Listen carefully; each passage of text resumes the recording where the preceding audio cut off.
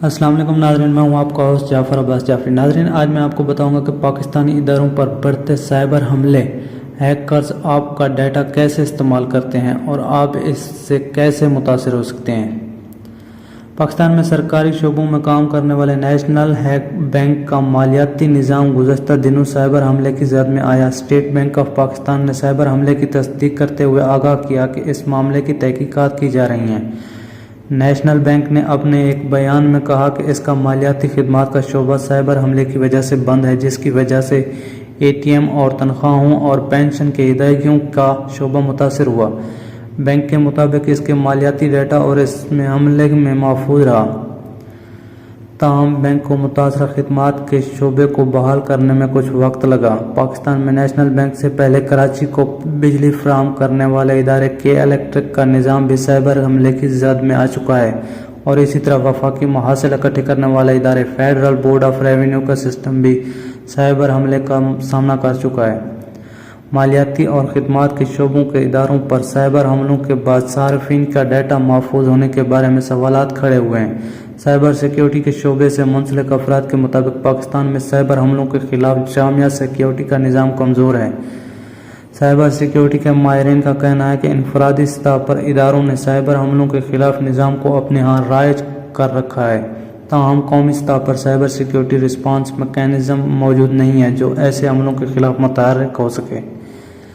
پاکستان کے وفاقی وزیر انفارمیشن ٹیکنالوجی بھی اس بات کا انکشاف کر چکے ہیں کہ پاکستان کے کئی ادارے، بینکس اور اہم کمپنیاں سائبر حملوں کے نشانے پر ہیں۔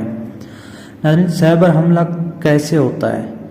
حکومتی اداروں، بینکس اور کمپنیوں پر سائبر حملے کیسے ہوتے ہیں، اس کے بارے میں سائبر سیکیورٹی کے ماہر عبدالقادر نے بتایا کہ اداروں میں کام کرنے والے سسٹم انٹرنیٹ سے منسلک ہوتے ہیں، تاہم سائبر سیکیورٹی حملے کے سامنے یہ سسٹم بہت کمزور ہوتے ہیں۔ ان کا کہنا ہے کہ جب ہیکر کسی ادارے کے نظام پر حملہ کرتا ہے تو وہ ان اداروں کا ڈیٹا لاک کرتے ہیں اور اسے وہ اپنے مشینی لینگویج میں بدل دیتے ہیں، اور پھر اس ڈیٹا کو ان کے علاوہ کوئی اور نہیں کھول سکتا۔ انہوں نے بتایا کہ وہ اداروں کے نظام کو رینسم ویئر میں بدل کر ہیک کر لیتے ہیں اور پوری کارروائی کا تاوان مانگنے کے لیے استعمال کیا جاتا ہے۔ ہیکرز ہیک کیے گئے نظام کو دوبارہ بحال کرنے کے لیے اداروں سے تاوان مطالبہ کرتے ہیں۔ عبدالقادر کے مطابق اگر کسی ادارے کا سسٹم ہیک ہو جاتا ہے تو وہ موجود ڈیٹا کمپرومائز ہو جاتا ہے اور پھر نیا سسٹم بنانا پڑتا ہے تاکہ ڈیٹا کو ریکور کیا جا سکے، مگر اکثر اوقات ہیکر ڈیٹا کرپٹ کر دیتے ہیں اور اسے ریکور کرنا مشکل ہو جاتا ہے۔ وفاقی وزیر آئی ٹی سید امین الحق نے بتایا کہ دنیا بھر میں جس طرح ٹیکنالوجی کا استعمال اور آن لائن سرگرمیوں میں اضافہ ہو رہا ہے، اس کے ساتھ سائبر جرائم بھی جنم لے رہے ہیں۔ اگر بین الاقوامی اعداد و شمار پر نگاہ ڈالی جائے تو سائبر سیکیورٹی کی صورتحال کی سنگینی کا احساس ہوتا ہے۔ دنیا بھر میں یومیہ لاکھوں سائبر حملے ہوتے ہیں، جن میں صرف رینسم ویئر کے ذریعے یومیہ 5,50,000 سے زیادہ حملے ہوتے ہیں، جبکہ گزشتہ سال دنیا بھر میں ان سائبر حملوں کی وجہ سے $20 ارب کا نقصان ہوا۔ سید امین الحق کے مطابق پاکستان میں یومیہ سینکڑوں چھوٹے بڑے سائبر حملے ہوتے ہیں جنہیں ہمارے ماہرین ناکام بناتے ہیں، لیکن ہمیں وقت کے ساتھ ساتھ ان ماہرین کی تعداد میں اضافہ کرنا ہوگا۔ انہوں نے کہا کہ اس طرح کے حملے واضح کرتے ہیں کہ ہمارے ادارے صارفین کا ڈیٹا کتنا غیر محفوظ۔ اداروں نے اب بھی وزارت آئی ٹی کی ہدایت پر عمل نہ کیا تو ناقابل تلافی نقصان ہو سکتا ہے۔ اس بارے میں پاکستان کی پہلی سائبر سیکیورٹی پالیسی میں تفصیل سے وضاحت کی گئی ہے۔ کئی اداروں میں سائبر سیکیورٹی سسٹم اور ماہرین موجود ہی نہیں۔ اداروں پر واضح کیا گیا کہ اندرونی طور پر فوری سائبر سیکیورٹی سسٹم اور ماہرین تعینات کیے جائیں۔ چوری کیے گئے ڈیٹا کو کیسے استعمال کیا جاتا ہے؟ بینکوں اور اداروں کے سسٹم کو ہیک کر کے چوری کیے گئے ڈیٹا کو استعمال کرنے کے بارے میں عبدالقادر نے بتایا کہ ڈارک ویب سائٹ انٹرنیٹ کی دنیا کی انڈر ورلڈ ہے، جہاں پر یہ ڈیٹا ڈال دیا جاتا ہے تاکہ اس مجرمانہ مقصد کے لیے استعمال کیا جا سکے۔ انہوں نے کہا اگر ایک ادارے یعنی کسی بینک یا کسی حکومتی ادارے کا ڈیٹا چوری کر کے ڈارک ویب پر ڈال دیا جائے تو وہ بینک کے کسٹمر یا حکومتی ادارے میں موجود افراد کا ڈیٹا ایسے افراد کے سخت खतरे से दो चार कर देता है। इनका कहना है कि लोगों के अकाउंट नंबर और दूसरी ज़ाती मालूमात इस डार्क वेब पर आने का मतलब है कि इनकी ज़ाती सिक्योरिटी और इनके माल और दौलत के तहफ़्फ़ुज़ खतरे से दो चार हैं।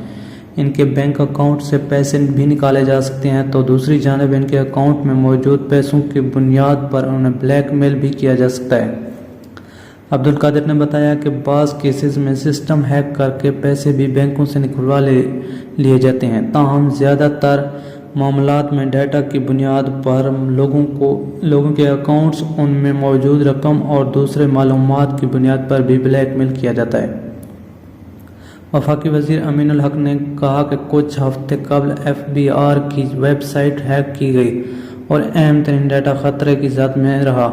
रवां साल जून में पाकिस्तान की एक मारूफ म्यूज़िकल स्ट्रीमिंग वेबसाइट पर साइबर हमला हुआ और हैकर की जानिब से 2,57,000 सार्फिन का डाटा डार्क वेब पर जारी किया गया। गुज़श्ता साल के इलेक्ट्रिक का सिस्टम हैक करके तावान तलब किया गया। अदम अदायगी पर 8.5 गीगाबाइट पर मुश्तमिल लाखों सार्फिन का डाटा डार्क वेब पर डाल दिया गया। इस तरह कुछ बैंक का डाटा हैक किया गया, ताहम बैंक ने सार्फिन को फौरी तौर पर पिन कोड तब्दील करने का कहा गया, जिससे नुकसान कम से कम हुआ। आम अफराद और सार्फिन कैसे साइबर हमलों से मुतासर होते हैं। नेशनल बैंक की जानिब पर साइबर हमले के बाद स्टेट बैंक ऑफ पाकिस्तान ने ट्विटर पर एक पैगाम में कहा कि नेशनल बैंक ने इस हमले के बाद किसी माली नुकसान की इतला नहीं दी। नेशनल बैंक के मुताबिक हमले के फौरी बाद माहिरीन ने इस हमले से किसी मुमकिन तौर पर बचने वाले नुकसान के तदराक पर निज़ाम की बहाली के लिए काम किया। साइबर हमलों की वजह से हुकूमती इदारों, बैंकों और कंपनियों को डाटा चोरी करने से आम अफराद और सार्फिन को पहुंचने वाले नुकसान के बारे में साइबर सिक्योरिटी के माहिर अब्दुल कादिर ने कहा कि जब सार्फिन और शहरों का डाटा चोरी करके उन्हें डार्क वेब पर डाल दिया जाता है तो उनकी ज़ाती सिक्योरिटी और उनकी जमा पूंजी का तहफ़्फ़ुज़ कंप्रोमाइज़ हो जाता है।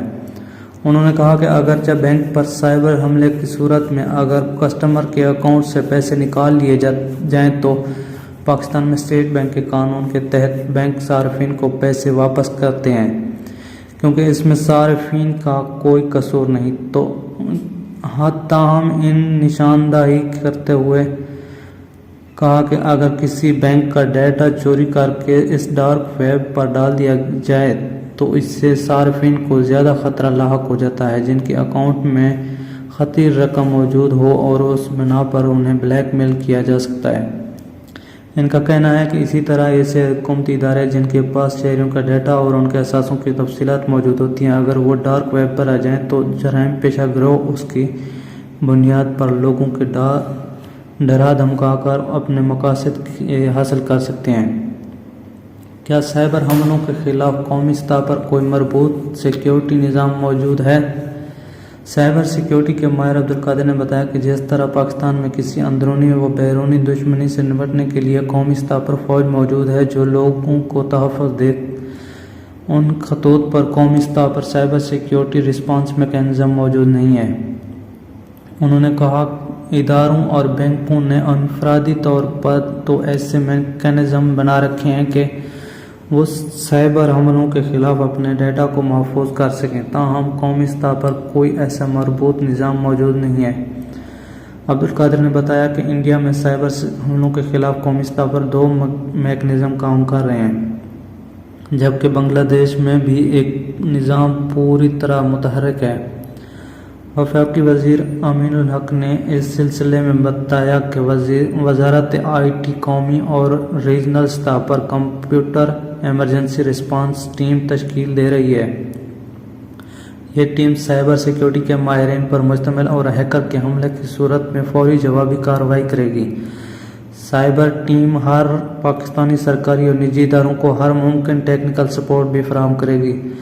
ज़रूरी है कि हर इदारा अपने सिस्टम में साइबर सिक्योरिटी सेटअप को तरजीही बुनियादों पर लागू करे। वफाकी वज़ीर IT का मज़ीद कहना है कि हमें एक ऐसा मरबूत मैकेनिज़्म तैयार करना है कि पाकिस्तान के किसी सरकारी या निजी इदारों पर साइबर हमले की सूरत में तेज़ी से न सिर्फ उसे रोका जाए बल्कि जवाबी कार्रवाई भी की जाए।